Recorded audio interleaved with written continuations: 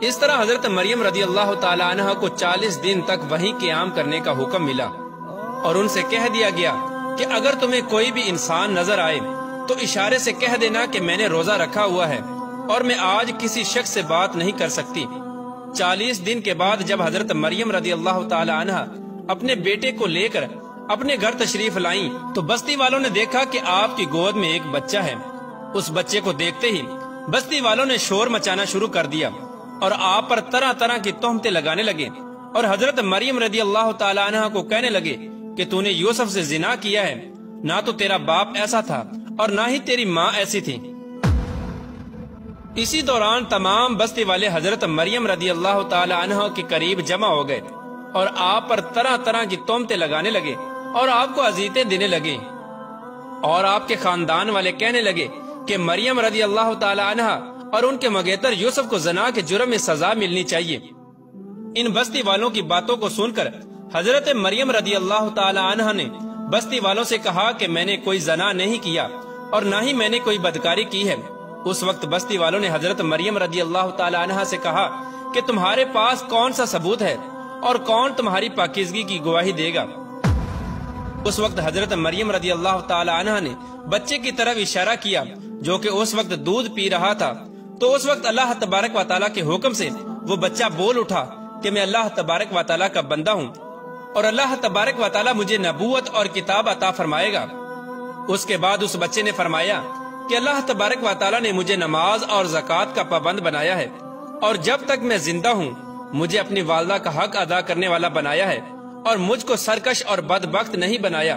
اور اللہ تبارک و تعالیٰ کی سلامتی ہے مجھ پر جب میں پیدا ہوا اور جب میں مروں گا اور جب دوبارہ زندہ کر کے اٹھایا جاؤں گا۔ اس طرح اللہ تبارک و تعالیٰ کا معجزہ دیکھ کر اور اس نو مولود بچے کی گفتگو سن کر کچھ لوگ تو یقین کرنے لگے کہ حضرت مریم رضی اللہ تعالی عنہ پاک دامن ہے اور یہ بچہ اللہ تبارک و تعالیٰ کا معجزہ ہے، لیکن زیادہ تر لوگ حضرت مریم رضی اللہ تعالی عنہ پر تہمت لگانے لگے۔ ان تمام تر تکالیف کے باوجود وقت یوں ہی گزرتا رہا، اور جب حضرت عیسیٰ علیہ السلام کی عمر مبارک 7 سال کی ہوئی تو یہودیوں نے ان کو بہت زیادہ تنگ کرنا شروع کر دیا اور بیت المقدس کے حالات خراب ہونے لگے۔ تو حضرت مریم رضی اللہ تعالی عنہ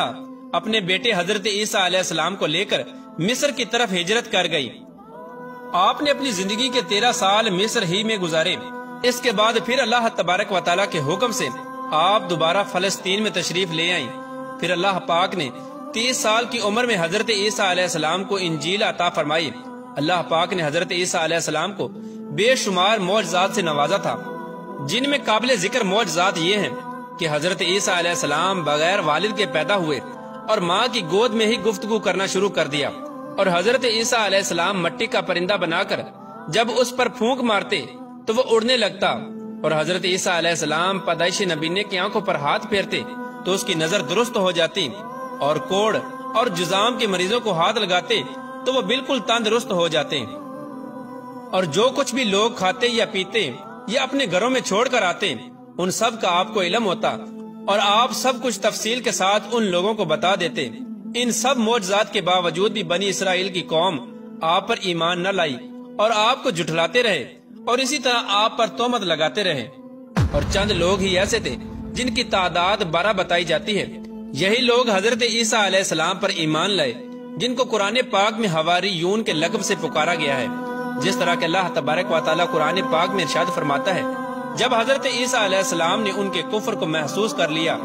تو کہنے لگے کہ اللہ تبارک و تعالیٰ کی راہ میں میری مدد کرنے والا کون کون ہے؟ تو حواریوں نے جواب دیا، ہم اللہ تبارک و تعالیٰ کی راہ میں آپ کے مددگار ہیں، ہم اللہ تبارک و تعالیٰ پر ایمان لائے اور آپ گواہ رہیں کہ ہم آپ کے تابع اور فرما بردار ہیں۔ اس کے بعد حضرت عیسیٰ علیہ السلام تبلیغ کی غرض سے اپنے حواریوں کو لے کر شام کی طرف روانہ ہو گئے، اور وہاں پر اللہ تبارک و تعالیٰ کا پیغام پہنچانا شروع کر دیا، لیکن وہاں پر بھی بنی اسرائیل کے لوگوں نے آپ کی بڑھ چڑھ کر مخالفت کی اور آپ کو طرح طرح کی تکالیف پہنچانا شروع کر دی، اور ہر طرح سے آپ علیہ السلام کو اذیتیں دینا شروع کر دی۔ پھر ایک دن حضرت عیسیٰ علیہ السلام کے حواریوں نے عجیب فرمائش کی، جس کو اللہ تبارک و تعالیٰ قرآن پاک میں یوں بیان فرماتا ہے، اور جب حواریوں نے کہا کہ اے عیسیٰ ابن مریم، کیا آپ کا پروردگار اس بات پر قادر ہے کہ وہ ایسا کر سکتا ہے کہ ہم پر آسمان سے کھانا نازل فرمائے؟ تو حضرت عیسیٰ علیہ السلام نے کہا کہ اگر تم اللہ پر ایمان رکھتے ہو تو اللہ سے ڈرو۔ تو وہ بولے ہماری خواہش ہے کہ ہم اس میں سے کھائیں اور ہمارے دل تسلی پائیں اور ہم جان لیں کہ تم نے ہم سے سچ کہا اور ہم اس نازل ہونے والے کھانے پر گواہ رہیں گے۔ حضرت عیسیٰ علیہ السلام نے اللہ تبارک و تعالیٰ کی بارگاہ میں دعا کی، اے ہمارے پروردگار، ہم پر آسمان سے دسترخوان نازل فرما کہ ہمارے لیے وہ دن عید کا دن قرار پائے، یعنی ہمارے اگلوں کے لیے اور ہمارے پچھلوں کے لیے، اور وہ تیری طرف سے نشانی ہو، اور ہمیں رزق عطا فرما، بے شک تیری ذات بہتر رزق عطا فرمانے والی ہے۔